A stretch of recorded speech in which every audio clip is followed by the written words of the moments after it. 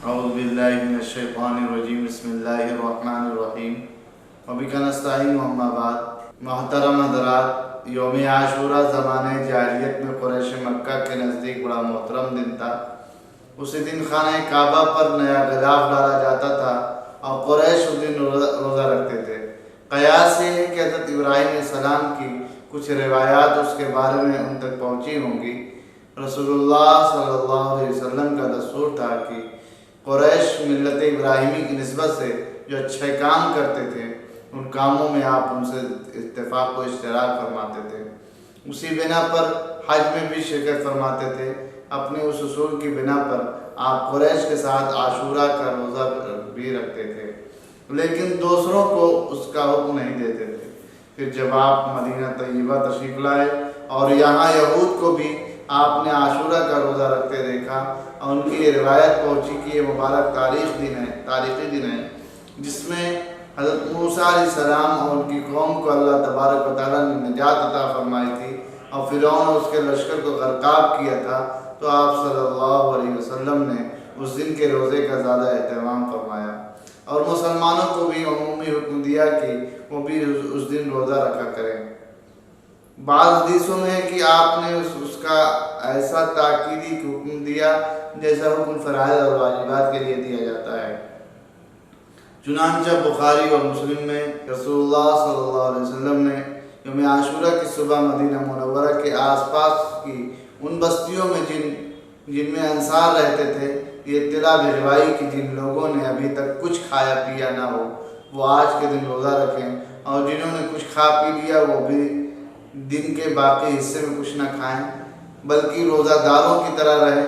بعد میں جب رمضان مبارک کے روزے فرض ہوئے تو عاشورہ کے روزہ کی فرضیت منسوخ ہو گئی اور اس کی حیثیت ایک نفل روزہ کی رہ گئی، لیکن اس کے بعد بھی رسول اللہ صلی اللہ علیہ وسلم کا معمول یہی رہا کہ آپ رمضان مبارک کے فرض روزوں کے علاوہ نفلی روزوں میں سب سے زیادہ اسی روزہ کا اہتمام فرماتے تھے جیسا کہ حدیث آگے آ رہی ہے۔ یوم عاشورہ بڑا ہی محتم بالشان اور عظمت کا حامل دن ہے۔ تاریخ کے عظیم واقعات اس سے جڑے ہوئے ہیں۔ چنانچہ مورخین نے لکھا ہے کہ یوم عاشورہ میں ہی آسمان و زمین، قلم اور حضرت آدم علیہ السلام کو پیدا کیا گیا۔ اسی دن حضرت آدم علیٰ نبینا علیہ السلام کی توبہ قبول ہوئی۔ اسی دن حضرت ادریس علیہ السلام کو آسمان پر اٹھایا گیا۔ اسی دن حضرت نوح علیہ السلام کی کشتی ہولناک سیلاب سے محفوظ ہو کر کوہ جودی پر لنگر انداز ہوئی۔ اسی دن حضرت ابراہیم علیہ السلام کو خلیل اللہ بنایا گیا اور ان پر آگ گلے گلزار ہوئی۔ اسی دن حضرت اسماعیل علیہ السلام کی پیدائش ہوئی۔ اسی دن حضرت یوسف علیہ السلام کو قید خانے سے رہائی نصیب ہوئی اور مصر کی حکومت ملی۔ اسی دن حضرت یوسف علیہ السلام کی حضرت یعقوب علیہ السلام سے ایک طویل عرصے کے بعد ملاقات ہوئی۔ اسی دن حضرت موسیٰ علیہ السلام اور ان کی قوم بنی اسرائیل کو فرعون کے ظلم و استبداد سے نجات حاصل ہوئی۔ اسی دن حضرت موسیٰ علیہ السلام پر توریت نازل ہوئی۔ اسی دن حضرت سلیمان علیہ السلام کو بادشاہت واپس ملی۔ اسی دن حضرت ایوب علیہ السلام کو سخت بیماری سے شفا نصیب ہوئی۔ اسی دن حضرت یونس علیہ السلام 40 روز مچھلی کے پیٹ میں رہنے کے بعد نکالے گئے۔ اسی دن حضرت یونس علیہ السلام کی قوم کی توبہ قبول ہوئی اور ان کے اوپر سے عذاب ٹلا۔ اسی دن حضرت عیسیٰ علیہ السلام کی پیدائش ہوئی اور اسی دن حضرت عیسیٰ علیہ السلام کو یہودیوں کے شر سے نجات دلا کر آسمان پر اٹھایا گیا۔ اسی دن دنیا میں پہلی بار رحمت نازل ہوئی۔ اسی دن قریش خانہ کعبہ پر نیا غلاف ڈالتے تھے۔ اسی دن حضور اکرم صلی اللہ علیہ وسلم نے حضرت خدیجہ الکبریٰ رضی اللہ عنہ سے نکاح فرمایا۔ اسی دن کوفی فریب کاروں نے نواسۂ رسول صلی اللہ علیہ وسلم اور جگر گوشہ فاطمہ رضی اللہ عنہ کو میدان کربلا میں شہید کیا اور اسی دن قیامت قائم ہوگی۔ مذکورہ بالا واقعات سے تو یوم عاشورہ کی خصوصی اہمیت کا پتہ چلتا ہے۔ علاوہ ازیں نبی کریم صلی اللہ علیہ وسلم سے بھی اس دن کی متعدد فضیلتیں وارد ہیں۔ چنانچہ ابن عباس رضی اللہ عنہ فرماتے ہیں، میں نے نبی کریم صلی اللہ علیہ وسلم کو کسی فضیلت والے دن کے روزہ کا اہتمام بہت زیادہ کرتے نہیں دیکھا سوائے اس دن یعنی یوم عاشورہ کے اور سوائے اس ماہ یعنی ماہ رمضان المبارک کے مطلب یہ ہے کہ حضرت ابن عباس رضی اللہ عنہ نے آپ کے طرز عمل سے یہی سمجھا کہ نفل روزوں میں جس قدر اہتمام آپ یوم عاشورہ کے روزہ کا کرتے تھے اتنا کسی دوسرے نفلی روزہ کا نہیں کرتے تھے۔ حضرت ابن عباس رضی اللہ عنہ سے مروی ہے کہ رسول اللہ صلی اللہ علیہ وسلم نے ارشاد فرمایا لیس لیوم فضل علی یوم فی الصیام الا شہر رمضان و یوم عاشورہ، روزہ کے سلسلے میں کسی بھی دن کو کسی دن پر فضیلت حاصل نہیں مگر ماہ رمضان مبارک اور یوم عاشورہ کو کہ ان کو دوسرے دنوں پر فضیلت حاصل ہے۔ حضرت ابو قتادہ رضی اللہ عنہ کہتے ہیں کہ رسول اللہ صلی اللہ علیہ وسلم نے فرمایا کہ مجھے امید ہے کہ عاشورہ کے دن کا روزہ گزشتہ سال کے گناہوں کا کفارہ ہو جائے گا۔ ابن ماجہ کی ایک روایت میں ہے ان احادیث شریف سے ظاہر ہے کہ یوم عاشورہ بہت ہی عظمت اور تقدس کا حامل ہے، لہٰذا ہمیں اس دن کی برکات سے پھر بھرپور فیض اٹھانا چاہیے۔ یوم عاشورہ کے ساتھ ساتھ شریعت مطہرہ میں محرم کے پورے ہی مہینے کو خصوصی عظمت حاصل ہے، چنانچہ 4 وجوہ سے اس ماہ کو تقدس حاصل ہے۔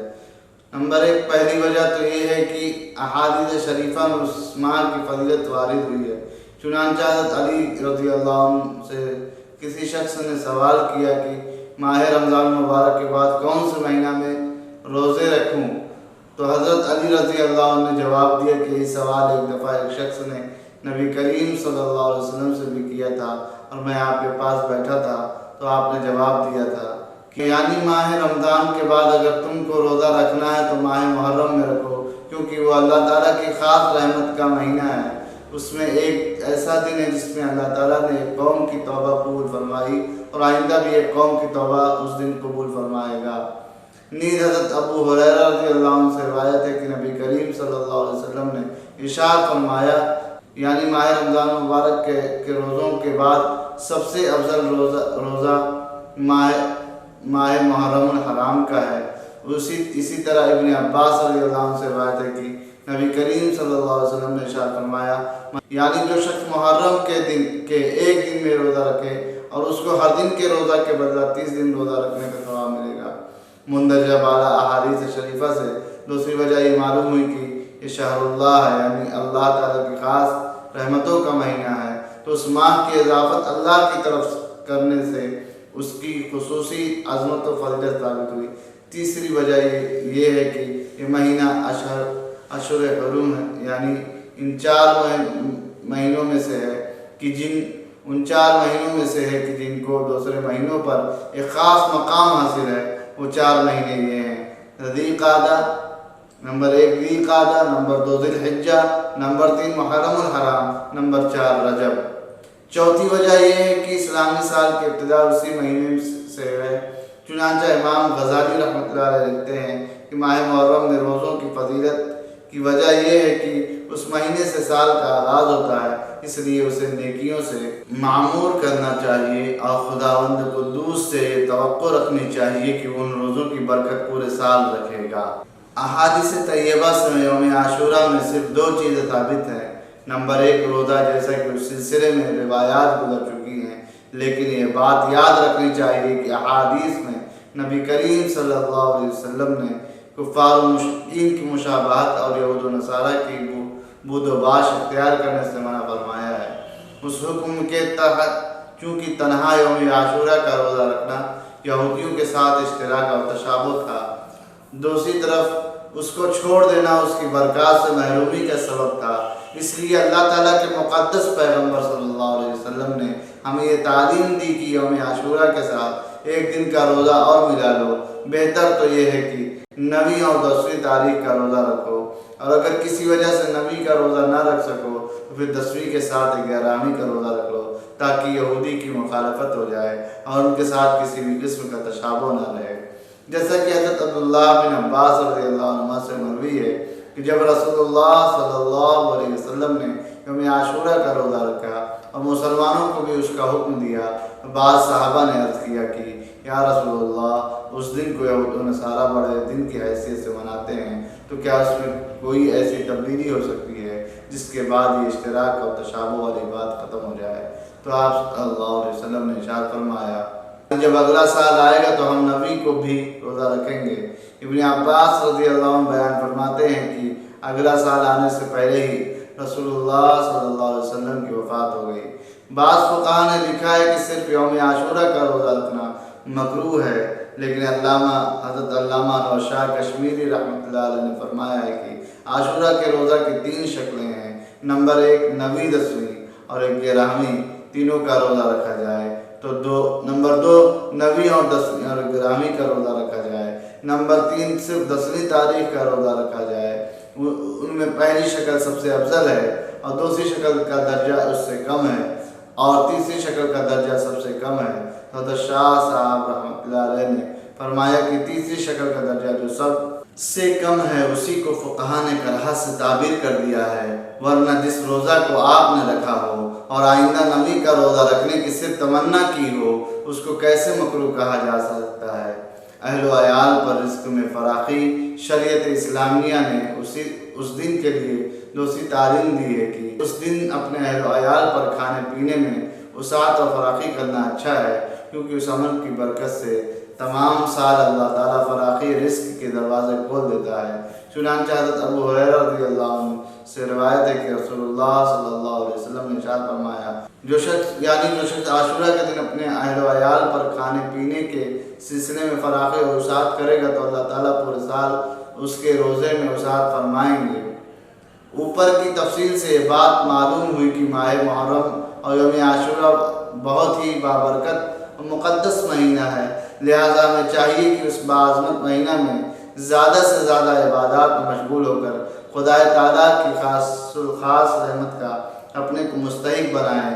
مگر ہم نے اس مبارک مہینہ کو خصوصاً یوم عاشورہ کو طرح طرح کی خود تراشیدت رسومات و بدعات کا مجموعہ بنا کر اس کے تقدس کو اس طرح پامال کیا کہ علمان والحفیظ اس ماہ میں ہم نے اپنے کو چند خرافات کا پابند بنا کر بجائے ثواب حاصل کرنے کے الٹا معصیت اور گناہ میں مبتلا ہونے کا سامان کر لیا ہے۔ یہ بات اچھی طرح سمجھ لینی چاہیے، جس طرح اس ماہ میں عبادت کا ثواب زیادہ ہو جاتا ہے اسی طرح اس ماہ کے اندر معصیات کے وبال و عقاب کے بڑھ جانے کا بھی اندیشہ ہے۔ اس لیے ہر مسلمان کے لیے ضروری ہے کہ اس محترم مہینہ میں ہر قسم کی بدعات و خرافات سے احتراز کرے۔ عشرہ محرم میں مسلمانوں کی کثیر تعداد ماتم کی مجلسوں میں اسی طرح 10ویں تاریخ کو تعزیہ کے جلوس کا نظارہ کرنے کے لیے جمع ہو جاتی ہے اور اس میں کوئی حرج نہیں سمجھتے، حالانکہ اس کے اندر کئی گناہ ہیں۔ نمبر 1 گناہ تو اس میں یہ ہے کہ ان مجالس اور جلوس میں شرکت کرنے سے دشمنان صحابہ رضی اللہ عنہ کی رونق بڑھتی ہے، جبکہ دشمنوں کی رونق بڑھانا حرام ہے۔ نبی کریم صلی اللہ علیہ وسلم کا ارشاد ہے من کثر سواد قوم فہو منہم، یعنی جس نے کسی قوم کی رونق بڑھائی وہ انہی میں سے ہے۔ نمبر 2 دوسرا گناہ اس میں یہ ہے کہ جس طرح عبادات کا کرنا اور دیکھنا اس سے خوش ہونا باعث اجر و ثواب ہے، اسی طرح گناہوں کے کاموں کو بخوشی دیکھنا بھی گناہ ہے۔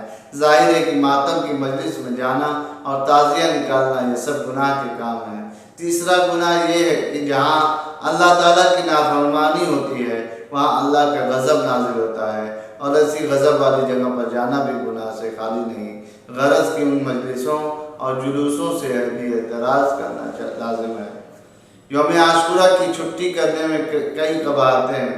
مثلا پہلی قباحت تو یہ ہے کہ اس دن چھٹی کرنا روافض اور تشیع کا شعار ہے اور غیروں کے شعار سے اجتناب لازم ہے، کیونکہ حدیث میں ہے من تشبہ بقوم فہو منہم، جس شخص نے کسی دوسری قوم کی مشابہت اختیار کی وہ انہی میں سے ہے۔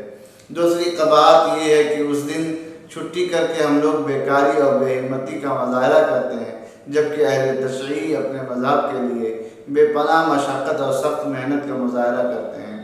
تیسری خرابی یہ ہے کہ چھٹی کرنے کی وجہ سے اکثر مسلمان تعزیہ کے جلوس میں چلے جاتے ہیں اور تعزیہ کے جلوس میں شرکت کی خرابیاں بتائی جا چکی ہیں۔ بعض لوگ محرم کی 10ویں تاریخ کو کھچڑا پکاتے ہیں، یہ بالکل ناجائز اور سخت گناہ ہے۔ سیدنا حضرت حسین رضی اللہ عنہ کی شہادت کی خوشی میں خوارج 10ویں محرم کو مختلف اناج ملا کر پکاتے تھے۔ فکانوا الی یوم عاشوراء یطبخون الحبوب، معلوم ہوا کہ اس دن کھچڑا پکانا رسول اللہ صلی اللہ علیہ وسلم کے اہل بیت سے دشمنی رکھنے والوں کی ایجاد کردہ رسم ہے۔ اہل بیت سے الفت و محبت رکھنے والوں کو اس رسم کے بعد سے بچنا نہایت ضروری ہے۔ محرم کے مہینے میں خصوصاً 9ویں 10ویں 11ویں تاریخ میں بعض لوگ کھانا پکا کر حضرت حسین رضی اللہ عنہ کی روح کو اثار ثواب کرتے ہیں۔ یہ طریقہ بھی بالکل غلط اور کئی قباحتوں کا مجموعہ ہے۔ جن ارواح کو اثار ثواب کیا جاتا ہے، اگر ان کو نفع و نقصان کا مالک سمجھا گیا اور ان اکابر سلف کے نام سے وہ کھانا پکایا گیا تو یہ شرک ہے، اور ایسا کھانا ما اہل بہ لغیر اللہ میں داخل ہونے کی وجہ سے حرام ہے۔ عموماً یہ خیال کیا جاتا ہے کہ جو چیز صدقہ دی جاتی ہے میت کو بعین ہی وہی ملتی ہے، حالانکہ یہ خیال بالکل باطل ہے۔ میت کو وہ چیز نہیں پہنچتی بلکہ اس کا ثواب پہنچتا ہے۔ ایصال ثواب میں اپنی طرف سے قیود لگا دی ہیں، یعنی صدقہ کی متعین صورت یعنی کھانا، مہینہ، متعین دن، متعین، حالانکہ شریعت نے ان چیزوں کی تعین نہیں فرمائی۔ جو چیز چاہیں جب چاہیں صدقہ کر سکتے ہیں۔ شریعت کی دی ہوئی آزادی پر اپنی طرف سے پابندیاں لگانا گناہ اور بدعت بلکہ شریعت میں مداخلت ہے۔ بعض لوگ محرم کی 10ویں تاریخ کو پانی کی یا شربت کی سبیل لگاتے ہیں اور راستوں اور چوراہوں پر بیٹھ کر گزرنے والوں کو وہ پانی یا شربت پلاتے ہیں۔ تو اگرچہ پانی پلانا باعث ثواب اور نیکی کا کام ہے، لیکن یہ عمل بھی مندرجہ بالا پابندیوں کی وجہ سے بدعت اور قابل ترک ہے۔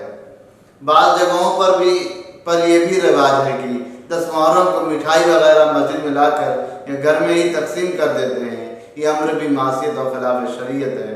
عید کی طرح زینت کرنا، بعض حضرات یوم عاشوراء میں عید کی طرح زینت اختیار کرتے ہیں، یہ بھی بدعت ہے، اور بعض حضرات جواز کے قائل ہیں اور تائید میں حدیث پیش کرتے ہیں، مگر جواز پر دلالت کرنے والی تمام احادیث موضوع ہیں۔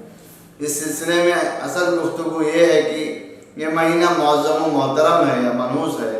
شیعہ حضرات اس ماہ کو منحوس سمجھتے ہیں، اور وجہ اس کی یہ ہے کہ ان کے نزدیک شہادت بہت بری منحوس چیز ہے، اور چونکہ حضرت حسین رضی اللہ عنہ کی شہادت اس میں ہوئی ہے، اس لیے وہ لوگ اس میں کوئی تقریب و خوشی کا کام، شادی و نکاح وغیرہ نہیں کرتے۔ اس کے برخلاف سنیوں کے نزدیک یہ مہینہ معظم و محترم اور فضیلت والا ہے۔ محرم کے معنی ہی پر عظمت اور مقدس کے ہیں، جیسا کہ بالتفصیل مضمون کی ابتدا میں بیان کیا گیا ہے۔ جب یہ ثابت ہو گئی کہ یہ مہینہ اور دن افضل ہے تو اس میں نیک اعمال بہت زیادہ کرنے چاہیے۔ نکاح وغیرہ خوشی کی تقریبات بھی اس میں زیادہ کرنی چاہیے، اس میں شادی کرنے سے برکت ہوگی۔ انشاءاللہ اس مہینے میں شادی کو منحوس سمجھنا شیعی ذہنیت ہے، جس سے پرہیز لازم ہے۔ اللہ تعالیٰ ہم سب کو دین کا صحیح فہم عطا فرمائے اور ہر قسم کے گناہوں اور معصیتوں سے محفوظ فرمائے، اور اپنے حبیب پاک صلی اللہ علیہ وسلم کی سچی محبت و اطاعت کی دولت عظمت سے نوازے۔ آمین ثم آمین۔ وآخر دعوانا الحمدللہ رب العالمین۔